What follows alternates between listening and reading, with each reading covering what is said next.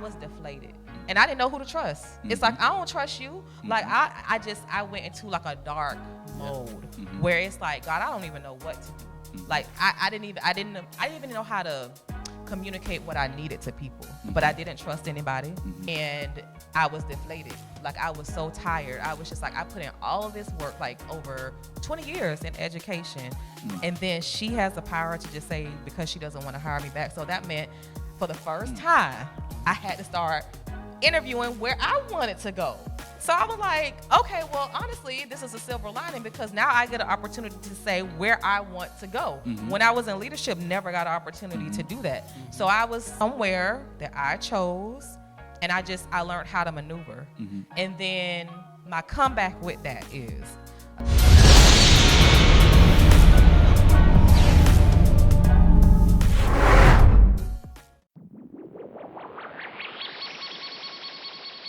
The B2S Podcast is brought to you by Motivated Apparel.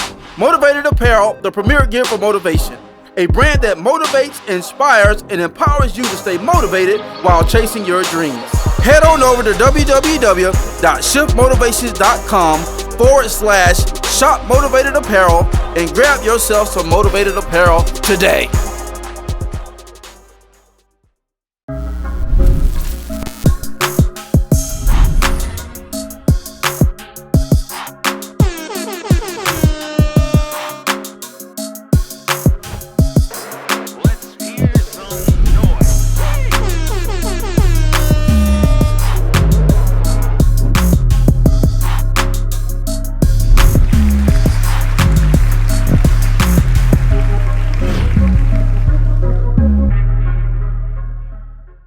Hey, yo, what up, world? What it do? Hey, welcome to another episode of the Blueprint to Success Podcast. Once again, Blueprint Nation, stand up. We are excited to be with you guys on tonight. Once again, we're definitely super excited tonight. As you can see, we got a guest on tonight, and we will not disappoint on tonight. So we are very excited and delighted. You'll get to know who this young lady is that's up here tonight in a few, but we're going to go ahead and do what we do and get the preliminaries out of the way. Y'all know what we like to do. This is where we share principles on how to live life by design and not by default. This your boy Mike Mariner, a.k.a. the Chef Motivator. The Motivator. Yeah. Y'all know what it is, man. This is my homie, my brother from a different mother. Yeah. My left, your right. Yeah, man. Mr. Dumbo. Mr. Lions Den. Mr. Born to Save. What's up, Mr. man? got some new music coming down that I can't talk about. Yeah, don't talk about it yet. Every time. Oh, God. Every time. Y'all give it up for our brother, man, Alxndr Hall, man. Yo, what's going on? What's good, bro? Blueprint Nation. What's going on, y'all? You know what, man? We trucking through the week, man. Trucking? Big trucking Hump through day? the week. Hump day, man. Just sliding through, man. Yes, sir. Yeah, Yes, just sir. sliding through, man. Week going good, man? Yeah, it's going good. You know, got a couple things going. You already know. You know Big what Brother I'm saying? Perks. Big Brother We Perks. already peak game. You know what I mean? So got a couple things going. You know what I'm saying? Born to Save out right now, produced by Yes, sir. Dominant Certifico. Notes Kate. We are On the way. For sure. Yeah. Go download it, stream it, put it on your playlist. Yeah, for sure. Yeah. And a matter of fact, once again, at the end of this episode, we're going to be playing it all the way up to Christmas. So make sure you don't touch that phone, that dial, that radio, whatever you're listening on, and make sure you catch the video at the end of the video. It's going to be live. Yeah. And then for those that are listening on the podcast radio, you'll be able to check it out. And it's also streaming on all platforms. So y'all go check it out, man. Alxndr Hall, Born to Save. Yeah. Yes, sir. Appreciate it. All right. Hey, we got our own platform, man. We can do what we want to do. Whatever. Yeah. All right, man. Y'all know what it is, man. It's my brother from the same mother. Big Bag. Mr. Big Bag. What? Big Dub. You already know. Y'all already know. All day. All day. Same thing. Every day. Talking about it. Talk about it. Whole county. Let's get it. But y'all give it up for my brother, man. Boy Wonder. What's happening, Blueprint Nation? What's going on, y'all? Y'all good? Yeah, man. Man, listen, bro. 25 is going to be crazy. It's going to be wonderful. It's going to be exciting.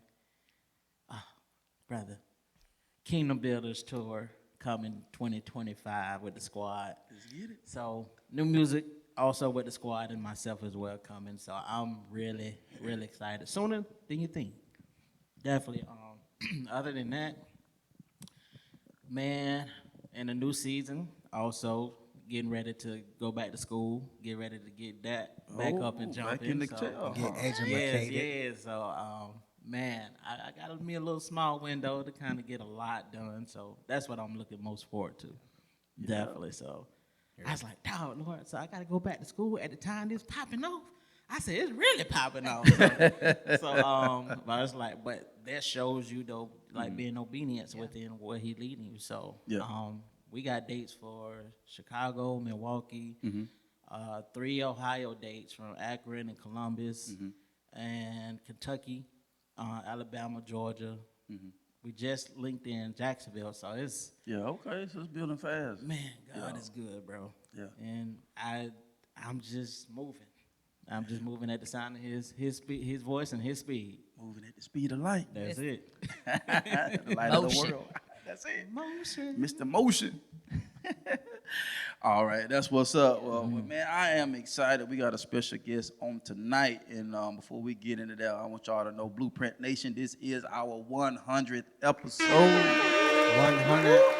That's big. That's big, yes. That's gargantuan. Yes. Yeah. I am so proud of us. Wait a minute, how you Yeah. spell gargantuous? Let me G. Gargantuous. G-A, right? That's what I said. You did it. Thank you, my sister. You're welcome. Oh my gosh. Oh man. You are smart. Oh man. You is kind. It is him. You is smart, and you is I give you all the glory. just. Stupid. I'm telling y'all, man, we got the right one on tonight for our 100th episode. You know, we life be lifing, so we really didn't like plan. We was trying to plan something big, but life be lifing, and so and I was like, well, let me hit up my girl and see if she can make it. If she was able to come through for you fellas. So we are excited to have Miss Jasmar Bennett with us on tonight. Yeah, so Excited to be here. Yeah. welcome. Thank you. Yeah. Blueprint you. Nation, y'all give it up for Miss Jasmar Bennett. Yeah, for sure. I appreciate that. Yeah, the love is real. The love is real. Yeah. Gotta get it right. I love it. Yeah. Well, we're excited to have you with us on tonight, and Blueprint Nation. I did have her send me because she has an exquisite bio, and I'm gonna go ahead and read some of this off, and we just gonna go ahead and dive right into tonight's session. All right. So here we go. We got Jasmar Jazz Bennett, mother of 2 sons, accomplished educational leader and podcast event host. She holds a bachelor's degree in broadcasting journalism from Florida A&M University. FAMU, strike. Strike. And And strike again. Let's get it. 1,000%. Three We times. actually just had one, a real close friend of my son just graduated this past year. That's where he's at right now. Congrats, Rattler. Yeah. Congrats, Rattler. Yeah. So That is dope. okay, and she has a master's in educational leadership. Is that National Louis University? Let me make sure I say that right. Yes. Yeah. All right. With over 2 decades of experience, Jasmar has fused her passion for education and hosting to cultivate the brand. In 2021, she launched the award-winning Jazzie Conversation with Jazz Podcast. Yay. Yes, sir. Yo, We go. Yes, yes, and I had the privilege of being a guest on her wonderful show. Y'all Yes, go you check did. that out. Yes, you did. Yeah, we had a good time. Thanks for having me. And, Thank you for being a special guest. That was dope. That was a dope episode. Yeah. Yeah, that was. So y'all go check that out on all podcast platforms and YouTube as well. So y'all make sure to go check her out there as well. Let's see, make sure. Okay, I don't want to miss nothing because I told her she got it. And when you meet people and you know things about them, but then when a person sit down and you look at all the accolades, you be like, wow, you knew that person was an amazing person, but then when it gets solidified, this is who you have sitting before us on tonight. Facts. You're certified. Wow. Yeah. All right. So let's go. Let me see, make sure these eyes ain't like what they used to be. That's all right. That's all right. That's all right. Like we had to church with the Easter speech. That's all right. That's all right, baby. Come on, baby. Yeah. I remember them. I remember them. And boy, you get it. They start you out with the short ones and don't do good. They start giving you the long ones. The long script. But see, I played, you know what I'm saying, played off of that. I just stayed with, I stayed consistent with the one word, for 2 words, Jesus will. Yeah, I didn't go no further, and they didn't make me either. Can I open the show again today? Oh man! All right. So in 2021, she launched the award-winning Jazzie Conversation with Jazz podcast, celebrating the power of the comeback. Absolutely. Every Monday at 7 p.m. on IG Live and all podcast platforms. Recognized with the 2022 Leadership in Media Award by the Lakeland NAACP. Man, that is amazing. So Ms. Jasmar is actively engaged in leadership initiatives, including being a part of the Leadership Lakeland Class X. Is that XL? XL Class 40, best class ever. All right. So now what's that real quick? What is that actually? So it is you have to be nominated to be a part of the class. And so people, I don't know who nominated me, but people in the community, like they'll watch you and they'll see your leadership span and influence, and then you're nominated. You have to complete this extensive application process, and then if they accept you, they accept you. And so Leadership Lakeland has been around for so many years. Like, this is the 40th class. They are now starting the 41st class. And so it is just an experience where different professionals from the medical field, educational field, entrepreneurs, just a whole gamut of leaders from across Lakeland, they come together, we come together, and we look at different municipalities of how the city runs, how the city is made. Like, so from education, from city council to the chamber, different nonprofits. So we really just get together, we discuss our leadership styles, they take us through training. It's a year-long class, so you have to be dedicated for a whole year. You graduate, it's like you're initiated into this, brother and sisterhood of leaders in Lakeland. So it was an amazing experience, and we would have long days, like 12-hour days. Like, we get on a bus and go on our tour, and we won't get back until, like late, but it's like we learned so much, like how the hospital works, all different types of entities, how the school system works, how the government of the city works, how the nonprofit world works. And so it was just, I'm just looking there like, oh my gosh, like all of this here in Polk County, like it's just really insightful. They give you like a backdoor experience, firsthand experience into all of those different capacities of what makes a city run. So it was amazing. Man, like, you have all these awesome. team building exercises that you have to do, and I'm just like, whoa, like this is serious. So it's a great experience. Man, that is awesome. Man, right here in Polk County, let's go. Yeah, Polk they County, have a stand leadership. up. Winter Haven, like it's big. They have a leadership Florida, so it's a good experience. So Man, that's Yeah. awesome. Not Oh, yeah, we got certified. to talk some. We got to talk some more after this is all over. yes. Wow, all right, man. Blueprint Nation, stand up. Hey. Hey, and she's also a proud member of Alpha Kappa Alpha Sorority Incorporated. Yes, I am. Let's go. First and finest. And also, Like, what? Hey. You sound like, oh no, you sounded like somebody red right now, guys. That ain't what we do.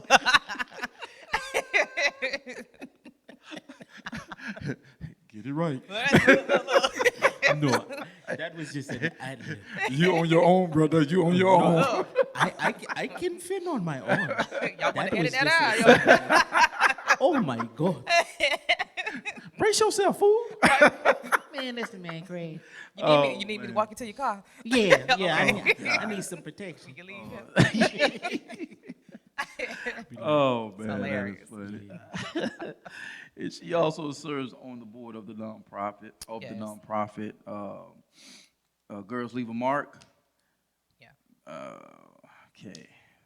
Ms. Jasmar was also a 2024 recipient of the Bartow Juneteenth Community Service Impact Award. I'm telling you, I told you. Hometown Bartow.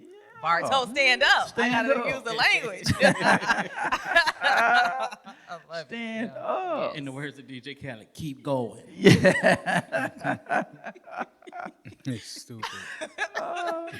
It's stupid, man. I told you. Yeah, you did. I tried to warn Yeah, you. you did. Too late. He's like, man, that boy there. I'm telling you, man. I you know, God rest my mom's soul, man. I always told him, I say, man, I need to see his birth certificate. I For real. You say what? That's my. You feel the same way. I did. The math ain't math. I ain't had no control. I was a baby. Oh, man. All right, so we're gonna get ready to wrap this up so we can get in. So yeah, she's currently serving as the community liaison. I can't even talk tonight. That's all right. That's all right. That's all right. Liaison. Liaison slash Liaison. director of programs of, oh Lord Jesus, programs at Academy Prep right here in Lakeland, right here in Polk County. I told you she had an extensive bio, y'all. Yeah, she's a great individual. So I appreciate that. yeah, I appreciate that. yeah. So once again, Blueprint Nation, stand up for Miss Jasmar Bennett. Yeah. So once again, how do you do? Good. You know, like y'all have some motion. Like y'all are doing the thing in the music industry, doing the thing in the podcast industry, in the world 100th episode, Yes. live sets and things, Yeah. and professional equipment and stuff. This is nice. We tried. Yeah. Thank Love you. it. Yeah. So as we get ready to dive in tonight, so you know, we had the opportunity to meet prior to, and but when I read your article with Voyage Tampa, and I was like, wow, that just like opened up my third eye. It's like, whoa, okay. Yeah. So why don't you start out? Just tell, I know I did read your bio. So how did you actually get into like journalism? Like what made you? Ooh. So with journalism, I was one of those kids that loved school. Mm-hmm. Like I always got good grades. It just always came easy to me. So I went through a whole extensive, like, I want to be this. No, I want to be this. Or I want to be this. Like, I'm good at that. And so from fashion design to wanting to be an architect all the way up until really high school, I always loved the microphone. I always loved talking to people, getting to know the answers. Like, I want to know about you. Like, I was just always inquisitive, but I never thought about journalism up until high school. And so I was always a part of the news team starting in middle school. I don't know if you guys remember Channel 1. Like, that's where Lisa Ling got her start. One of the CNN correspondents right now, Anderson Cooper, he got his start there. And I was like, okay, they're young. I felt like they were like our age, like at that time. And I'm like, and they're on TV. And so it really wasn't until I was a part of YJP News, which is Bartow's news team. And at that time, we were like the news team. And Fox 13 News had a show, a student-produced weekend show. And so we entered a package into it, like a story. It was a sports story about football.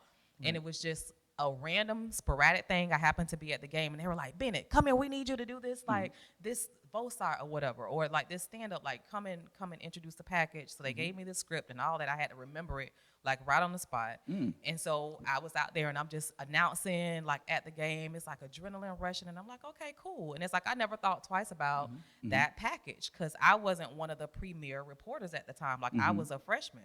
And so I was at my sister's house one Saturday, and I was in her kitchen, and my sister was like, is that you? Like, I heard my voice, and I'm like, oh my, like, I ran to the TV, like I was about to see somebody famous, like, I'm excited for myself. And I'm like, that feeling, I was like, oh my gosh, like, that was a, Tampa, like, Fox 13 News is a top market in Florida, like, just period anyway. And I'm like, oh my gosh, like, as a high school student, I am on this student produced news show. And like ever since then, that bug hit me, but I still didn't know what I really wanted to do. And so it really came down to, when it's your senior year and you do all these college tours, like I really went to the University of Florida I was invited there like over the weekend to do like a exploration kind of thing, like to see if you really want to go to the school. And I went to their architecture program, and I was like, ain't nobody in here that look like me. It's so quiet. And I'm like, this is just boring. Like, I'm like, ooh. I was like, oh no. Like I couldn't vibe with it. And so some kind of way, well, I was applying for anything because my gift to my parents, because I was an oops child. And so me and my closest sister are 12 years apart. And the rest of them go like stairs. So I know y'all ain't really trying to have me. Like I was a mistake, a beautiful mistake, I guess.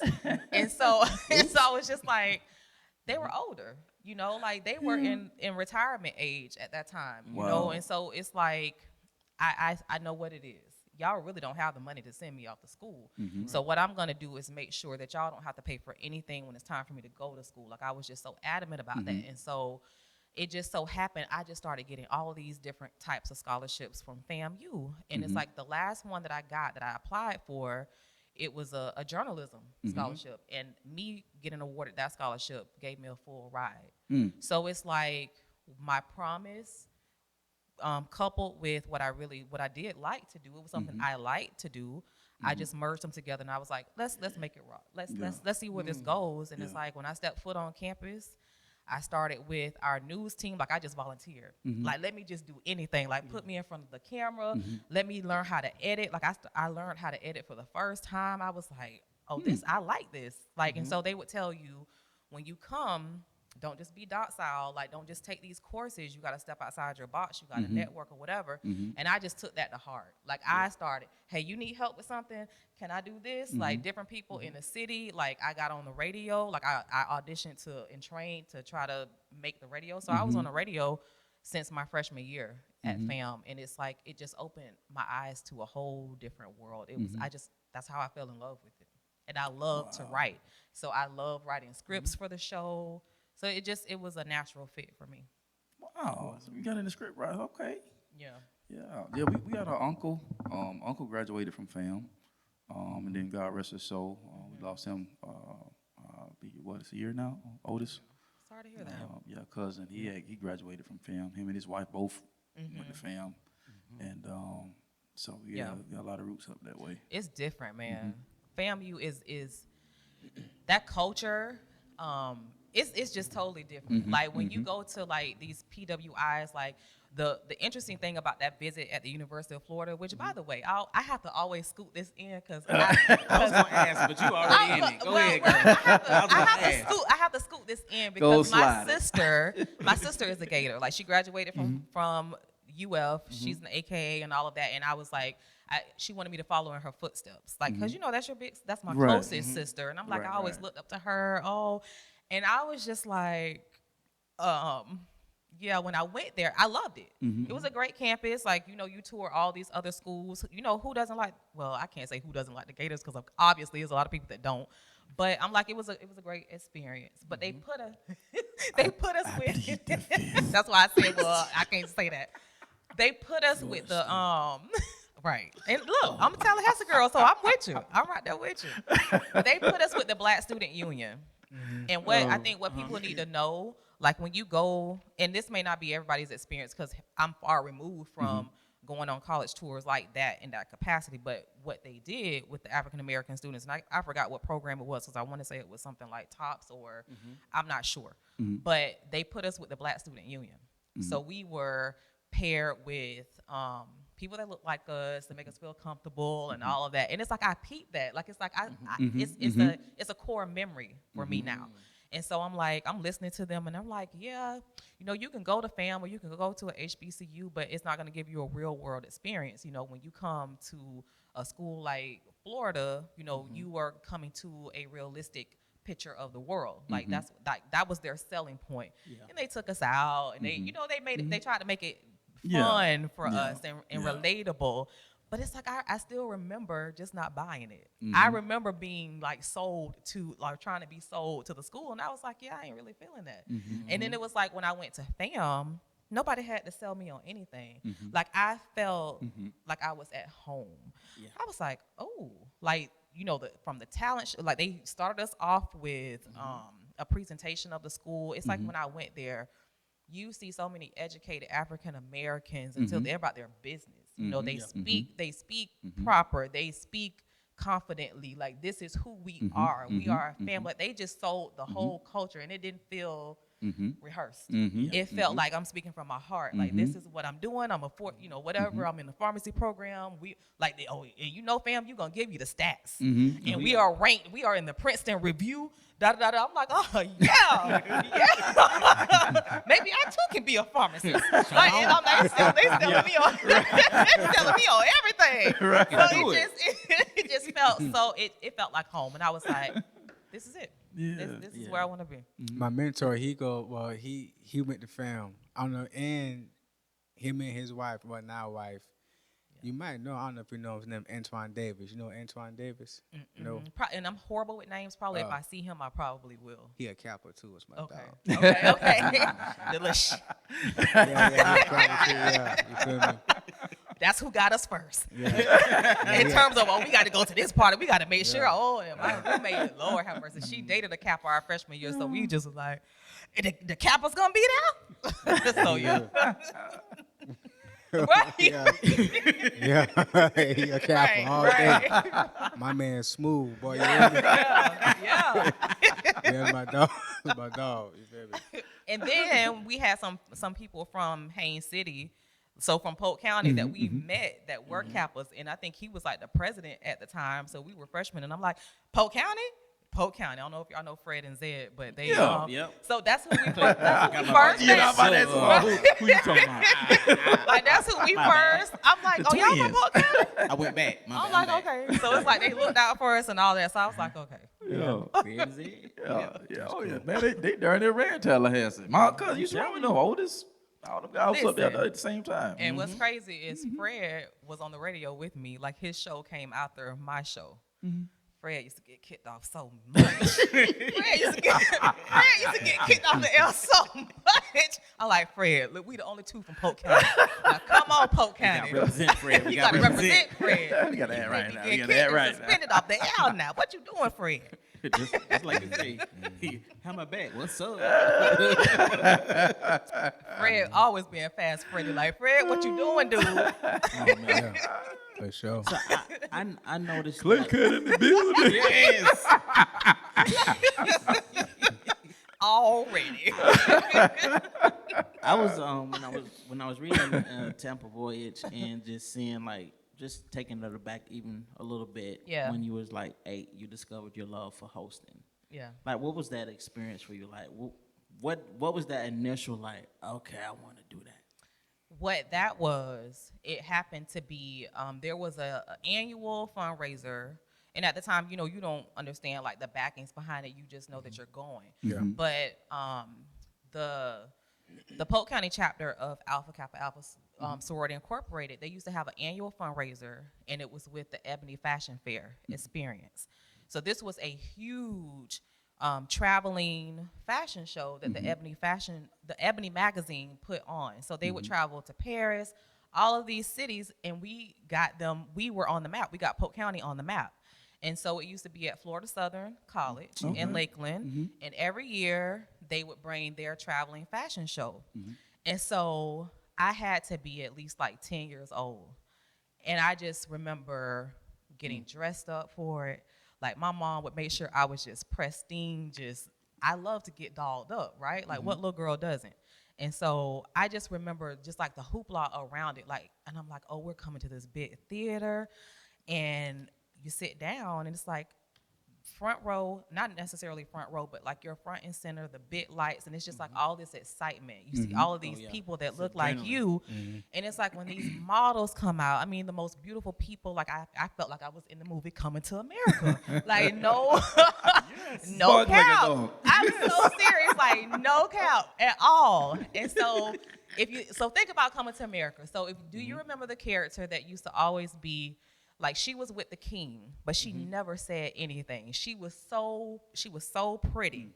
And she at the end of the movie, when John Amos, when he's trying to give the king like a little high five or like that, and she just looks at him like, And then she just turns to the camera like that. So this lady who was the announcer, her name was Shayla Simpson.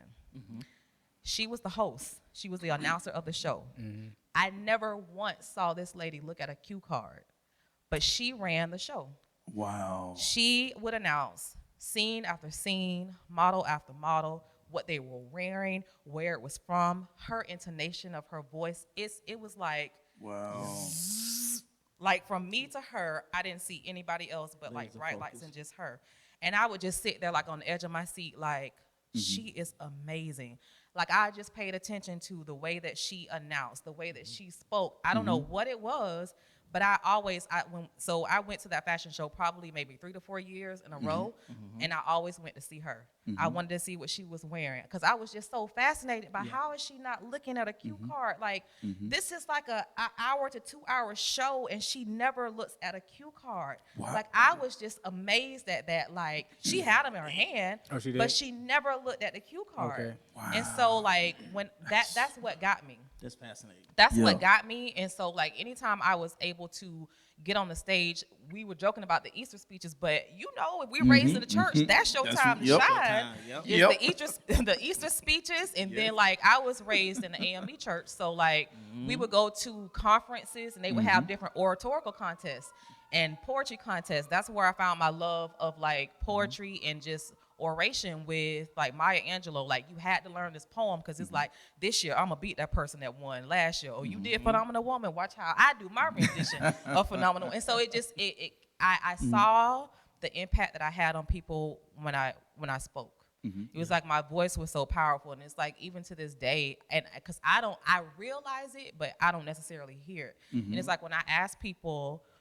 I don't even ask people, but they'll just say, it's something about your voice. Like your voice is just, and I'm like, I always saw that as a sign from like God trying to lead me to tell me what I needed to do. And I'm like, why do people like, cause it's like, cause when I first started on the radio, they thought I was ghetto.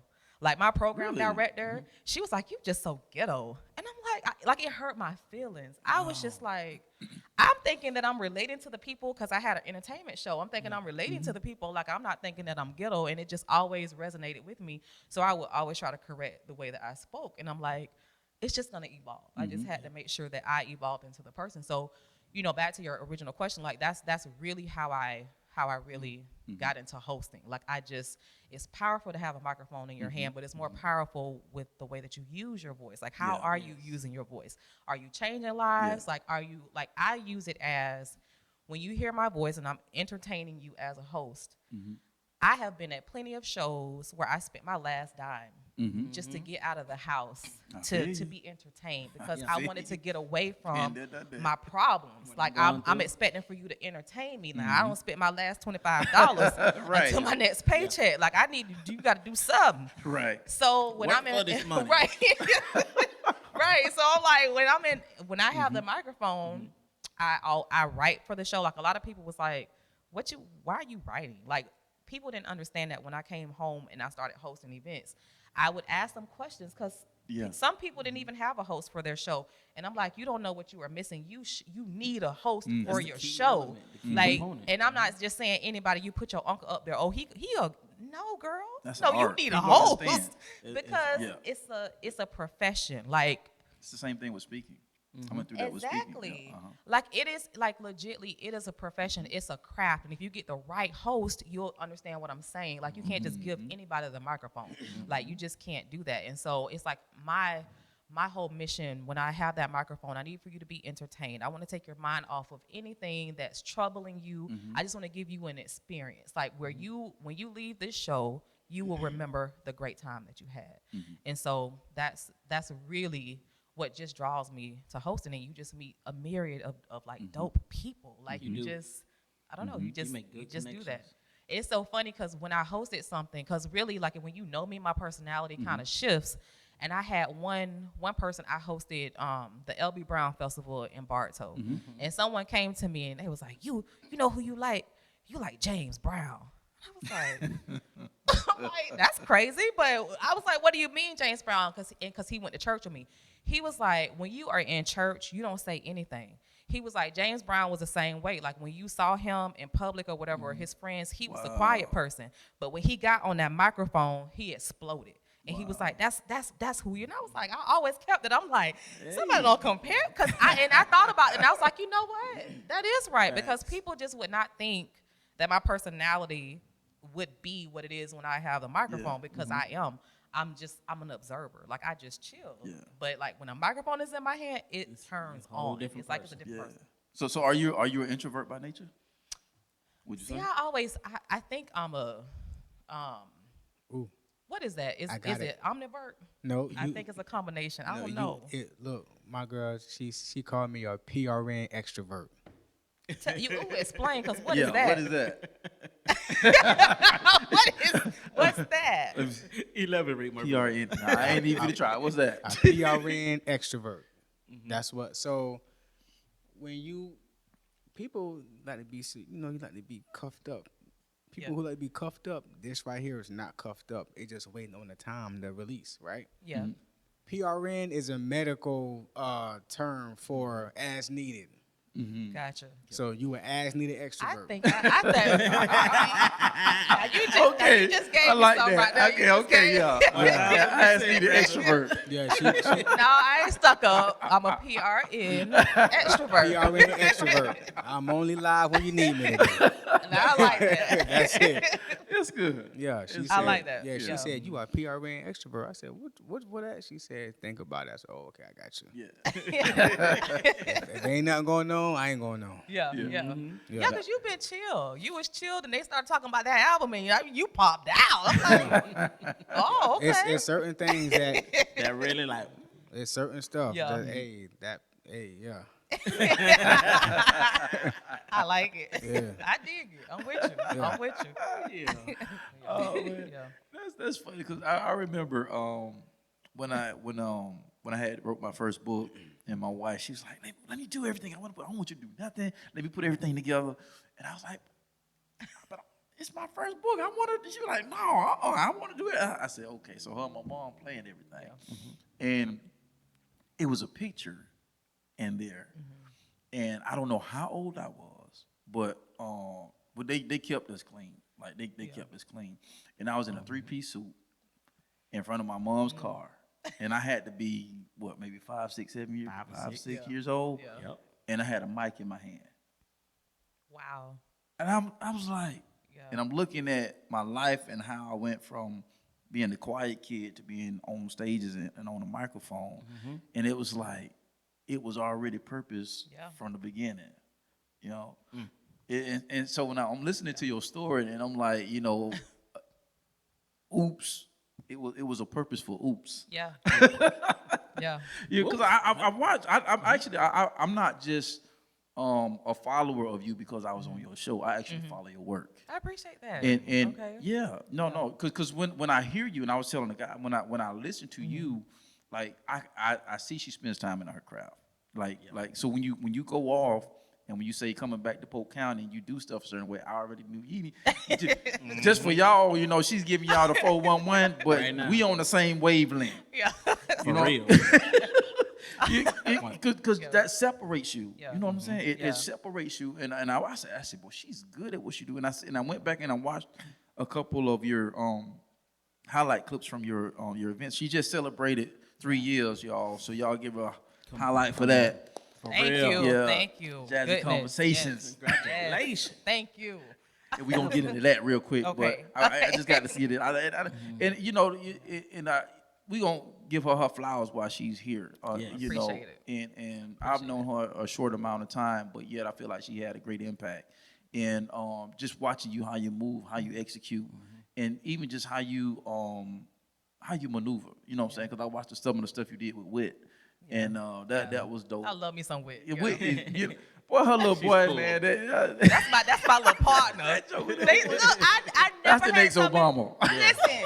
Literally. Listen, when I say he is such, I love him. Like his spirit is just so amazing. Yeah. And like when I pulled him on stage one time, and I didn't pay any attention to it, but I kind of did, because his parents, Wit and her husband, they were just like, okay. And because we Cairo, he just was talking. Like, I was like, you're so smart and da-da-da-da. Because I love kids. And I do call myself the kid whisperer. I promise you, when I posted that, I had so many inboxes. How in the world did you get Cairo to come to you? He don't come to even his mom and his dad was like, he does not come to anybody or talk to anybody that he doesn't know. And he doesn't really know me, like, unless he pays attention that I'm at his mom's event. But I never, correspond with him. But I was like, I kept getting these inboxes, and I'm like, well, dang, people know Cairo like that. And I'm like, then I started, it really just made my heart smile. Like, I think that was like a God moment, like God just saying, like, this is the light that you have for kids. And I was just like, oh, wow. Because I wasn't doing it, like, for that. I was just like, I saw him, and I was like, come here for a second. Come get on the microphone. Like, it just felt like I should have did that. And then I was like, wow. I was like, but don't knock Cairo. Cairo got it. Cairo can talk. He gonna talk. He gonna do it. So did you ever dream about, like, being on a big stage? All the time. Yeah. All the time. The B2S Podcast is brought to you by No Grind, No Glory Apparel, RH28 edition. It's a reminder to stay strong, to be courageous, to starve your fears, and to feed your faith. Even when it feels like everything is falling apart, just know that you were born to stand out and make an impact. Head over exclusively to www.nogrindnoglory.net and grab you some merch as a daily reminder that all things work together. Going into journalism, I wanted to be an entertainment reporter. Like, my grandmother lived in LA. Like, I had the night and day grandmothers. I had one that was a sweet cookie cutter, had a pound cake waiting on you every time you came to a house. Just like grandma. Yes, sir. And then I had one grandma that'll cut you or shoot you. Like, you from the grandmas too. We call them G-moms. Like, real Medina. Right, for real. And for real. Come on. I ain't even lying to you now. It's like some stories by Ruth Powell. But she was from Polk County, but as soon as she could leave, she left. Like, she went to New York. And then after New York, she went to LA, and that's just where she was. Yeah. It was either New York or LA. And so I was like, after college, I'm going to go stay with my grandmother in LA, and we going to get it cracking. Like, MTV, BET was on my radar. Like, I sent so many tapes into them. Like, I want to be on 106. This was when 106 and Park first started. One of my favorite shows. Like, that was when it first started. I was like, I want a show. And then I didn't have any kind of, anything that I felt like I couldn't do it. Right. Anything that I felt that would stop me. Like, it just was like that whole college. Like, it was just like, I'm tunnel vision. Like, why not? People become rappers. Like, and they, like, you got your cases like 7th Streeter. Like, she made it. Like, and of course that came like way after me. But I was fearless. I just had no apprehensions about anything. It was like, I can do it. Like, I literally went to DC when the DC sniper was in full effect. Oh, wow. Just so I could meet Olivia Fox. So I could meet her and get on the radio station. And I did. Wow. Like, I set that as we went for an NABJ conference. It was a college fair.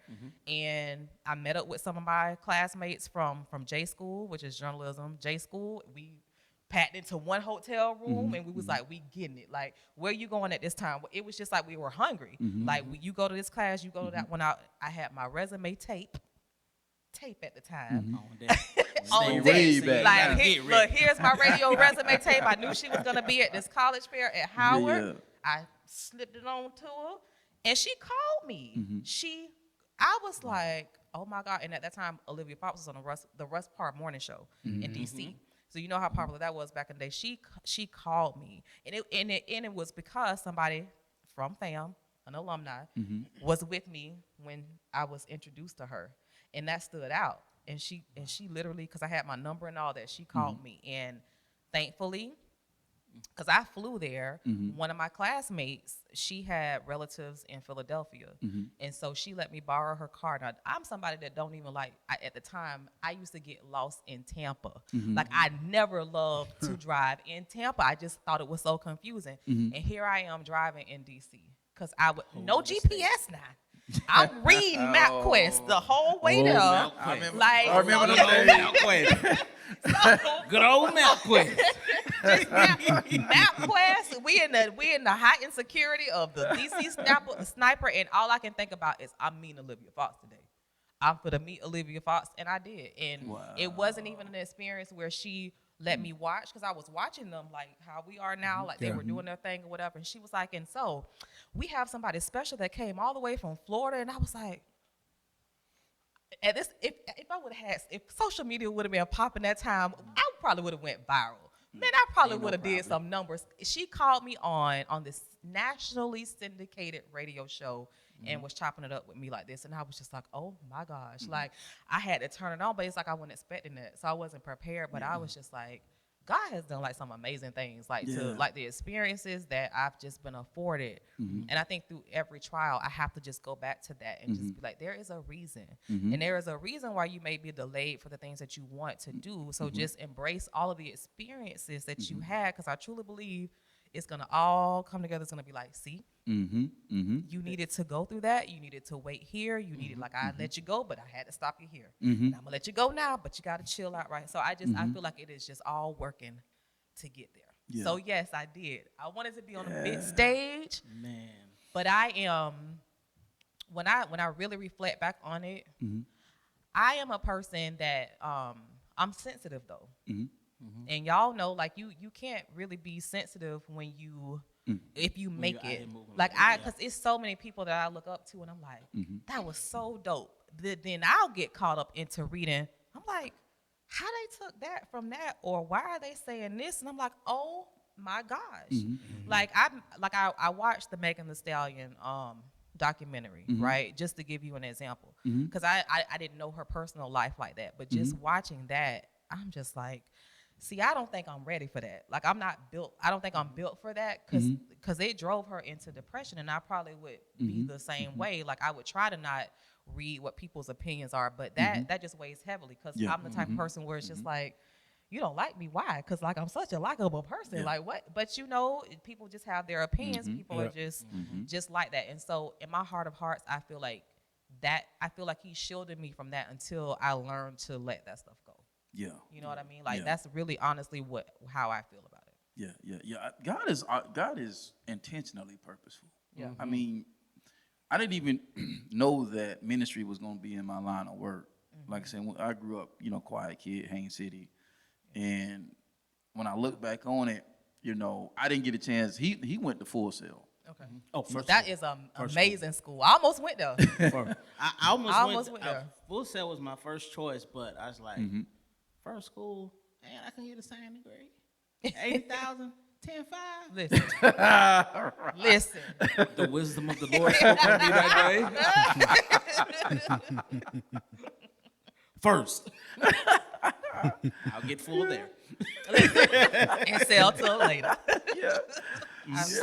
So he which it lined it up with his calling, because I never knew he was into music, And I just happened after I got married, because I got married at 21. So I stopped home one day and I'm hearing music, beats. I'm like, what in the world? So I go in his room. This joker sitting up there with the keyboard, the beat machine, got the computer. I'm like, where this come from? Shout out to my cuz. I know you, boy. So it's all lining up. And then when I look at, I started, but I didn't finish, because I went when it was Polk Community College. Okay, yeah. And so, long story short, my story ended up being like all my classmates, because quite a few of my classmates went military because of what happened with the financial aid office. Yeah. And so it was like, you know what, God, I can't do this, man. I can't work full time and then try to, because, parents couldn't afford the tuition. So, and so I ended up going the entrepreneurship route, but he took me by way of life insurance. So I'm like, I learned how to talk to people, how to deal with people, how to deal with rejection. But all this stuff, you're looking at it 20 years later, and it's like compounded of everything that you see today. Absolutely. Yeah. That's amazing. Yeah, because there would be definitely be some things that I thought I was ready for back then that when I look back on it, it's like, I wasn't ready for it. Absolutely. Not even. No. That also teaches you the power of being you and being original. Yeah. And the impact that you can make, and the influencer you can become. Yeah. The same thing that happened with you, but back when you was 10, it was the same thing with HL. I walked in, I seen the setup, I was like, what's that? Right. Rest is history. Yeah. Yeah. But it's just like when you can see yourself in something that you're adamant about and you believe in yourself about, it's a power that comes with Yeah. it. Yeah. It really do. But it also comes with responsibility and knowing how to move. Absolutely. Absolutely. Definitely. Yeah. You know, the first time I was ever around a speaker was Mike. Really? Yep. I never. Yeah, that's right. You told me that. Yeah. I never heard anybody come. Now I've been around preachers all the time, but some preachers they don't call themselves speakers. Yeah. The first person who said I'm a speaker was around Mike, and our first we had one. This what happened. Coming from the house. Come from the house, man. Come from the house. So come from the house. So what happened was, my sister Pedals, she was dealing with the Rays of Hope program in Tampa. So they get kids, they mentor them, they have college tours, FAMU, FSU, and then they help them apply for scholarships, and then they get with people in the city and different, the mayor people, they put their funds together and they help fund them for school. So they were doing a fundraiser. So they said, we need you to come perform. Okay, that's cool. Do you know anybody who else rap? Yeah. I called Dub. I said, bro, I'm finna put you on the show. I said, okay, cool. I said, Pedro, send me the itinerary. They 300 children, people in downtown Clearwater, the commission. I said, y'all need a speaker. Yeah. There's no way you cannot have these stature of people in the building giving these children fresh perspective on insight and vision about what's next for them without no speaker. Right. Without Right. somebody who's directly speaking to you about what you're about to go do. So I said, Mike, they need a speaker. But he said, send me the itinerary. Yeah. It went from bro mode to business mode. I said, I got you. Yeah. I sent it to them, and I was talking to them. They said, well, see, but I was adamant, y'all need a speaker. Yeah. Like, you have to have somebody. You don't even need no rapper. You need somebody like him to come in there and do. So when you was talking about your hosting, and one thing that stuck out to me when you were speaking, you said that you had to allow yourself to format into it. I said, that's fire. Yeah. You know, you have to allow yourself to grow into who you're supposed to become. So I said, y'all need someone who's going to be in here speaking to these children about, let me talk to you about allowing you to become who you're supposed to become, because that's the next phase of your life. Yeah. Yeah, Absolutely. yeah. And I say he was Absolutely. adamant because when we sent, and I say, well, you know, it's for the kids, you know. I say, so, you know, if they Send can the do this, itinerary. here's a little something, you know. And then, because it was like being prolonged. I say, listen, man. I say, if I don't want to let money stand in the way of purpose. I say, so if money is gonna be the hang up, I say, take it off the table. And they still was like it was weeks after then. It wasn't clicking. It wasn't clicking. And people don't understand the power of your voice. Yeah. You know, and you have a powerful voice. And even like I said, I follow you, and I've studied you. But it's like your voice was made for the platform. Yeah. Thank you. Yeah, Thank you. it's like even when I listen to you, when I listen to radio personalities and different things of that nature, it's like your voice belongs there. You know I what I'm appreciate saying? that. Thank you. Yeah, it I belongs there. appreciate So it. I don't know what kind of hell you went through to get here. Maybe we can Yeah. talk about that a little, because I know your podcast Ooh. is you know, from setback to come ups. Yeah. And actually we can slide right into that real quick Okay. because we actually would share our testimonies, our hurts, you know, we would actually sit in each other's home and just be sitting on the couch just pouring at each other. Yeah. And we'd be like, man, we need to start a podcast. Yeah. But it just had to happen at the right time. Yeah. And being on a program with these two guys, it kicks up. When we was in the dressing room, and we've shared this on the podcast before, when we was in the dressing room, it was like, man, I was like, man, we need to do something with this. It's like, y'all rap, I speak, maybe we can package something together. Yeah. And it just so happened, he was actually on Doug was on 2 podcasts for a little while. And his schedule was crazy. My schedule was crazy. So I just put it on the shelf. And then when it came up, it's like, let's do it.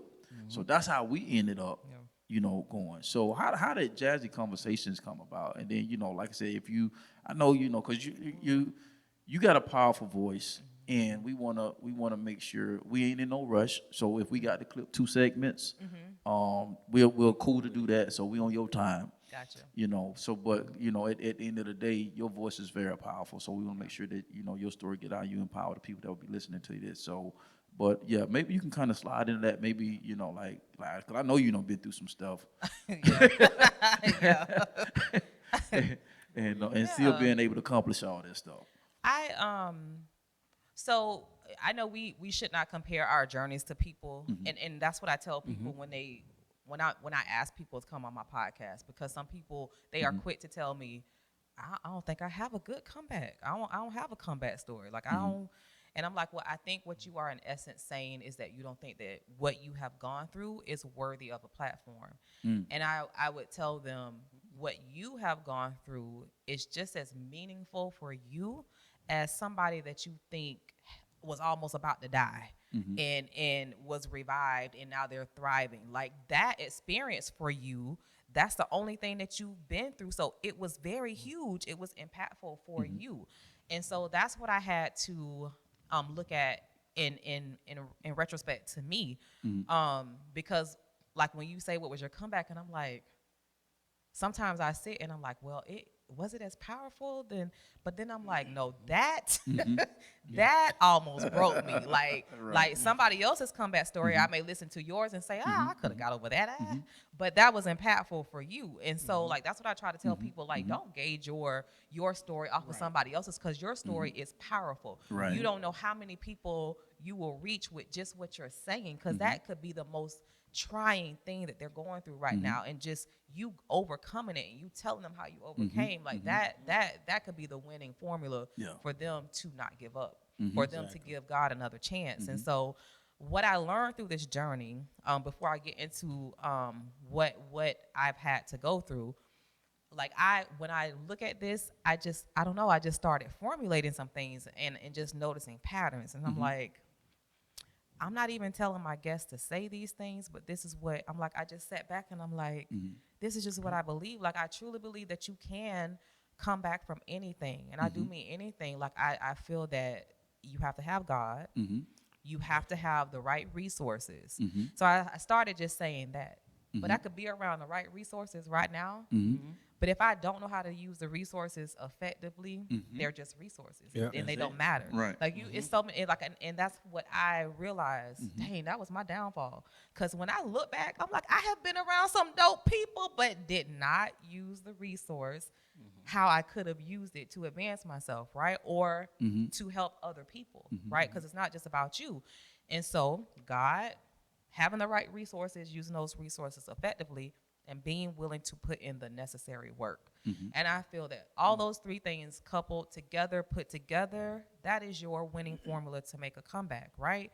And so, like, I just, when I look back on it, I think it really started from me not being the superstar that everybody thought I was going to be, right? Just coming out of college, like, everybody just thought, this is going to happen for you, because like the Olivia Fox story, like I was always immersed in these opportunities. Like, I got an internship at the Washington Center, but I didn't want to do political analytics. I didn't want to do political reporting. That was the most boring. I hate politics, but that's the internship that I was offered. And I learned so much, but that just wasn't the route I wanted to go. And so I was doing all of these things, but I didn't have a solid plan. All I had a plan was, I'm going to move to LA with my grandmother, and it's just going to happen for me. Like, I didn't think that, it was going to be a quick thing that happened, but I was just like, I know I'm willing to put in the work so I can do that. But life.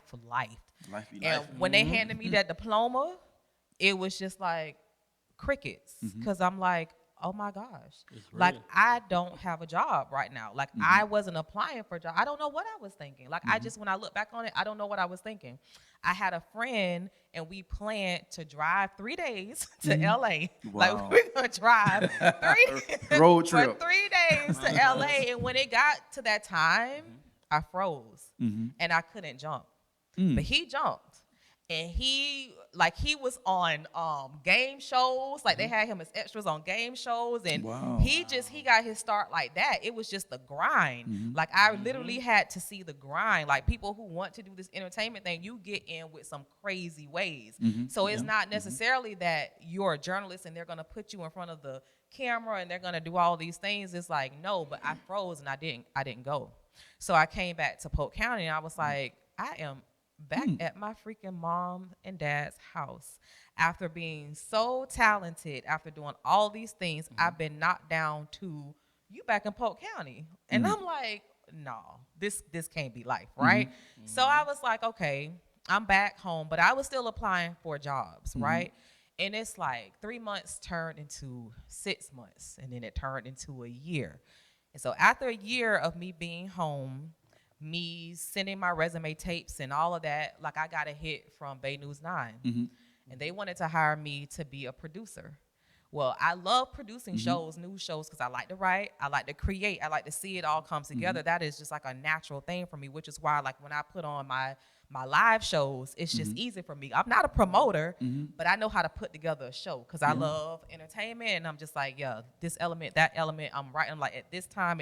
So I got that component down. So I was like, family was a family. So I can always reach back to my professors, and they always said, if you get offered a job in a contract, come to us for advice with the contract. And at this time I was subbing.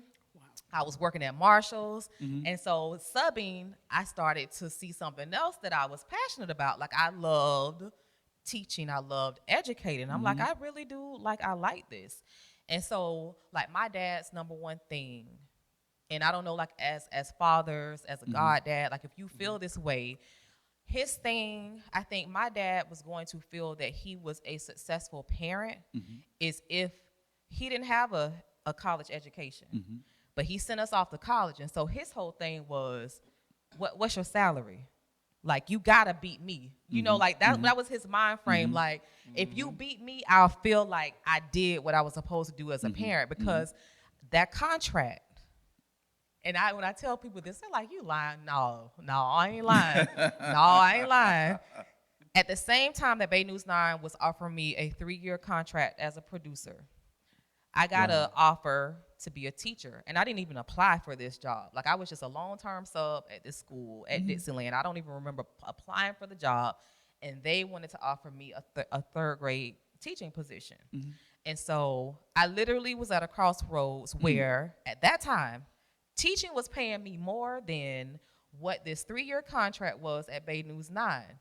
The Bay News 9 contract for 3 years was for $19,000. $19,000. This was in 2002. Wow. In 2002.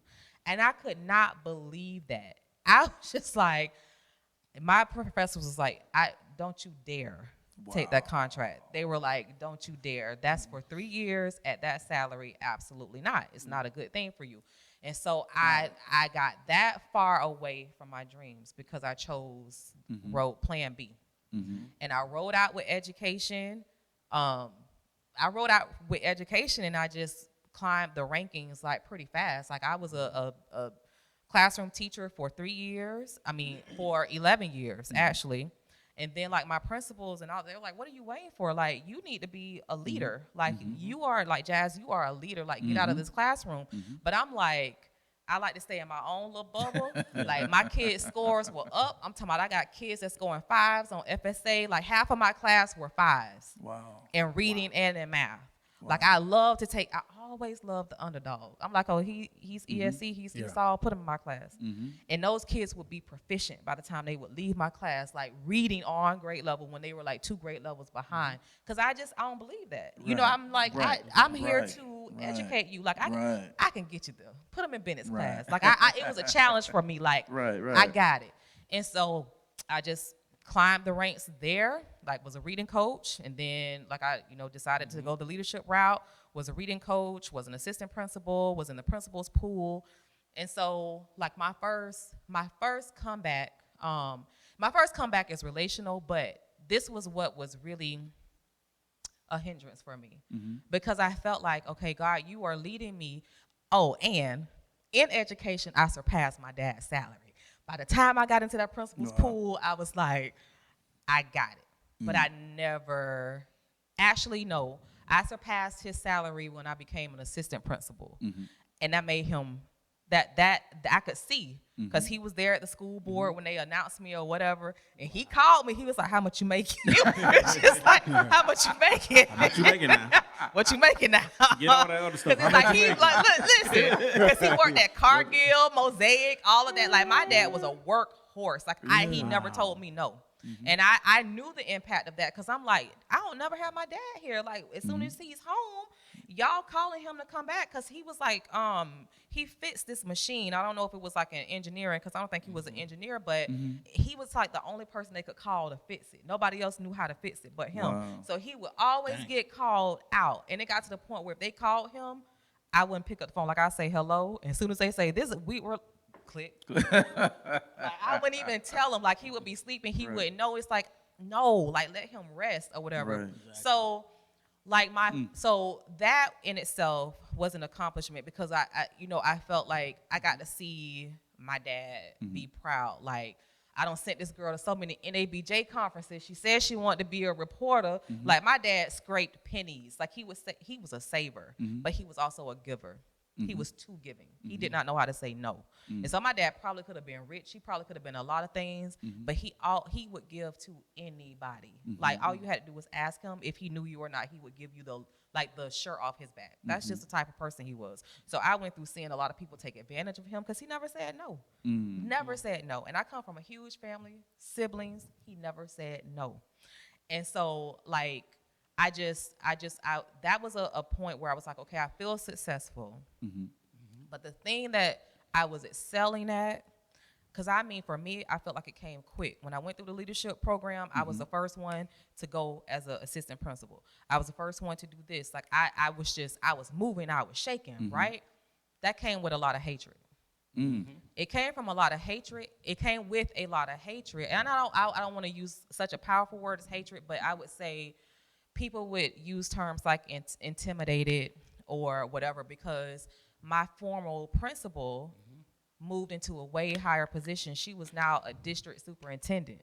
So she got to make decisions, and I was on her decision list. I was always going to be someone that was going to be straight because she knew my work ethic because I helped her to bring us a B school to a constant A where we were like the highest school in Polk County elementary school, right? Wow. And so she always looked out for me. But I didn't get my jobs because of her. You know what I mean? Like it was hard work, but I never got to decide where I wanted to go. I was placed at this school. Right. So if you were the principal and somebody takes your AP and somebody places me as your new AP, you didn't really get a say in that, right? So how would you treat me? You get what I'm saying? Don't wanna be a hater no more. And I just found that out within the last couple of years with me being a mentor on the school campuses. It's detrimental, but if you play it right, it works. But it wasn't played right for me because I was placed at schools like Lena Vista. Lena Vista never had an African American administrator, just period.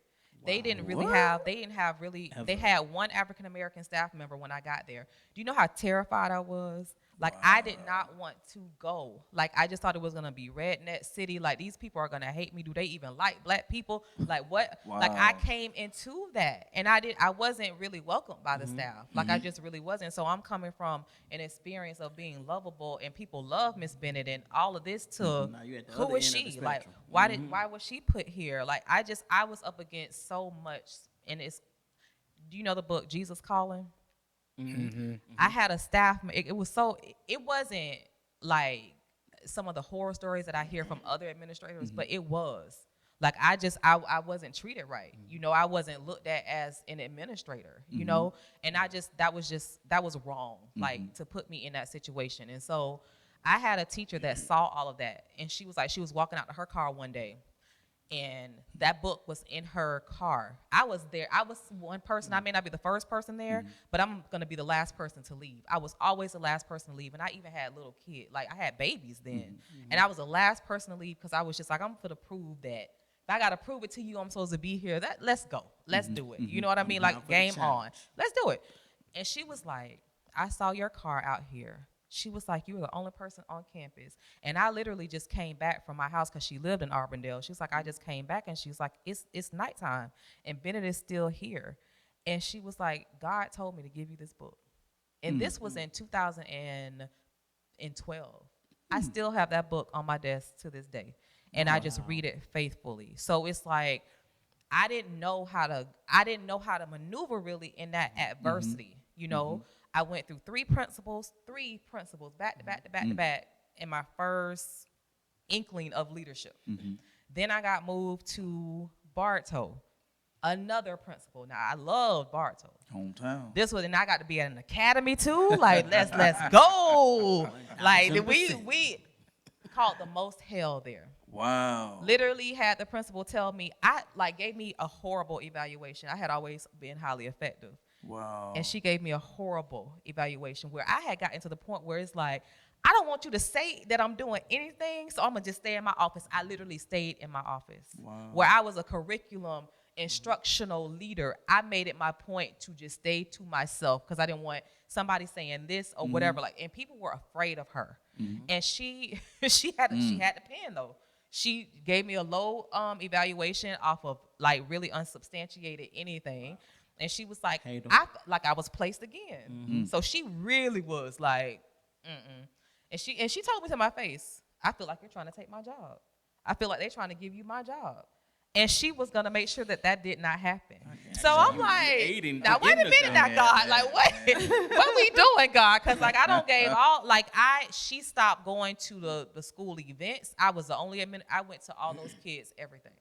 Like, I was the one that showed up for them and all of that. So, like, that's what I faced my entire leadership career. Although I made strides and I was smart and I helped schools to grow and just built a great rapport with people, I just had those setbacks and really ended up getting ended up with a principal that did not renew my contract.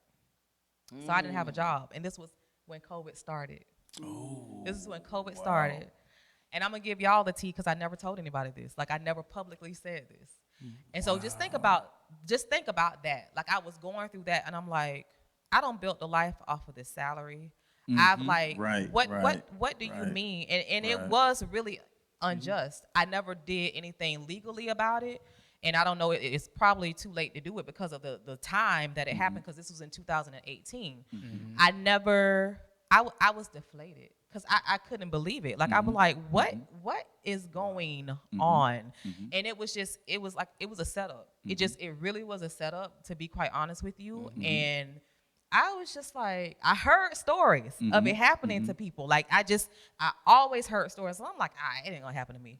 I knew a lot of people. I knew, I still knew people who were on the school board, you know? And it's like, literally what saved me was those rapports that I had, because I did have people looking out for me. And so think about it, COVID, nobody knows what anybody's doing. It's not being publicized. It's not whatever. Like, I hid under the radar that whole time. So that what embarrassed me, and I was like, this is unbelievable. Like, how is this happening to me? Like, God saw a way to still keep me. Like, I still was able to maneuver in a position of leadership. Like, I became a testing coordinator at a school, but I was burnt out. I was deflated. I was defeated. I didn't know what to do. Like, I was angry. I wanted to sue this person, that person, and it's just like, and the thing is, people knew that it was happening. People knew of stories and it's like nobody people, and it's like people were trying to tell me what I needed to do so that if she did that, like, I could still be ranked as what I needed to be ranked as. I was deflated, and I didn't know who to trust. It's like, I don't trust you. Like, I went into like a dark mode where it's like, God, I don't even know what to do. Like, I didn't even know how to communicate what I needed to people, but I didn't trust anybody. And I was deflated. Like, I was so tired. I was just like, I put in all of this work, like over 20 years in education. And then she has the power to just say, because she doesn't want to hire me back. So that meant for the first time, I had to start interviewing where I wanted to go. So I was like, okay, well, honestly, this is a silver lining, because now I get an opportunity to say where I want to go. When I was in leadership, never got an opportunity to do that. So I was somewhere that I chose, and I learned how to maneuver. And then my comeback with that is Academy Prep Center of Lakeland. I used to always ride by it. It was a new school in Lakeland. And I'm like, I drove by it one day, and I was like, I'm going to be at that school one day. Just said it facetiously, right? Wow. Never forget, someone posted, one of the administrators, the assistant head of schools, posted a position. And at this time, I was doing community work with a group called All for One. And we would take kids and we would just expose them to different opportunities. Like, Was that in Bartow? it was. Okay. Yeah. So you know Ray Clay? I do. Okay. I know Ray. Okay. I do. Yeah. Okay. And so Ray was a member of it. And so so we were doing all of this great work. Like, we would take them on college tours, take them on field trips to different places like St. Augustine. Like, our whole mission was just to expose them to things that would better their lives, like prepare them to be productive citizens, right? And I will never forget, like, I saw this position. I started reading it. Like, I was at a dark place, y'all. Like, I was putting on a good face, and nobody knew what I was going through. Half of the people, my colleagues, didn't even know I wasn't an assistant principal anymore. Like, I was maneuvering for legitly 3 years without people knowing that I was not an assistant principal anymore. Like, just think about that. Yeah. I feel like God just really covered me, like protected me during that tumultuous time. I didn't even tell my parents. Like, I didn't even tell them. I told nobody. Like, I just kept it like in. And so, but I would always just be like, I'm a sue.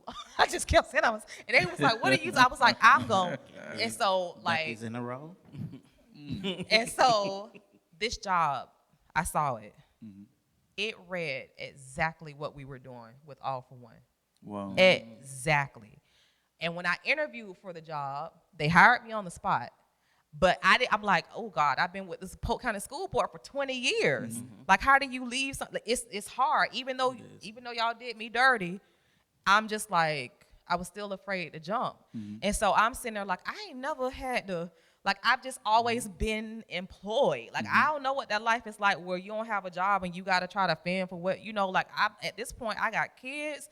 I've created a life for us. Like, what the heck? Like, why am I in this situation? And so a book arrived at my door. Like, I was praying. I was playing Order My Steps every day. Like, God, you gotta show me, because I don't know what to do.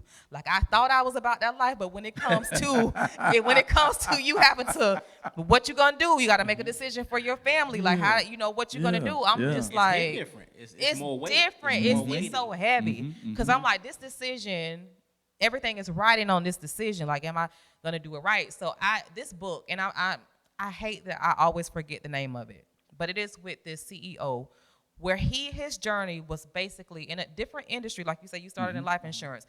It was in a completely different industry, but my God, his trajectory was the very same as mine. Wow. And it just talked about, like, him taking that leap, like that jump. And he's like a person that people seek, like, who are at Fortune 500 companies, Fortune 100 companies. Like, I'm going to have to find the title of the book. But when I read it, I was like, I did not even know who sent it to me.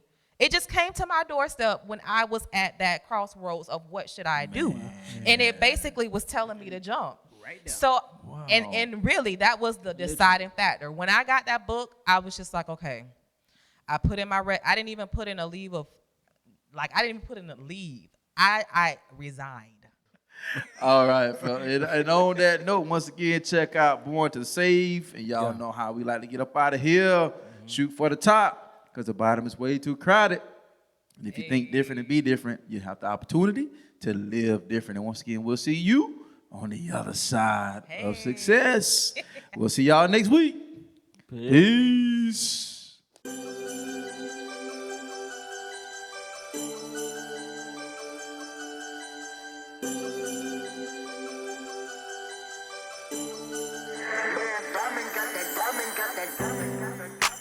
Lately I've been trying to find a reason why to express to you exactly how I feel inside. There's no other name above you, set the standards high. Therefore I don't need the rush, so let me take my time. I'm not alone, have your way in this place. I can feel your presence falling like the snow in winter time. From NYC to ATL to MIA, you can have all the space you need, so let me step aside. Take a look inside. All you see is transformation with the naked eye. Head works to the hands, I feel like cutting ties. I'm on a different vibe, don't wanna socialize. I'm full of hope, I live in truth, my God is great. I'm sowing seed, my apple tree is on the way, yeah. I know my role, I read the script, I'm not afraid. You give your son, he came to die, born to save. I'm full of hope, I live in truth, my God is great. I'm sowing seed, my apple tree is on the way, yeah. I know my role, I read the script, I'm not afraid. You give your son, he came to die, born to save. I'm next in line for a miracle. Really big plans on the way. And I believe anything is possible. I trust in your road, I'm not ashamed. I'm next in line for a miracle. Really big plans on the way. And I believe anything is possible. I say it's possible, it's possible. I'm full of hope, I live in truth, my God is great. I'm sowing seed, my apple tree is on the way, yeah. I know my role, I read the script, I'm not afraid. You give your son, he came to die, born to save. I'm full of hope, I live in truth, my God is great. I'm sowing seed, my apple tree is on the way, yeah. I know my role, I read the script, I'm not afraid. You give your son, he came to die, born to save. I can feel your presence falling like it's slow winter time. From NYC to ATL to MIA, I'm next in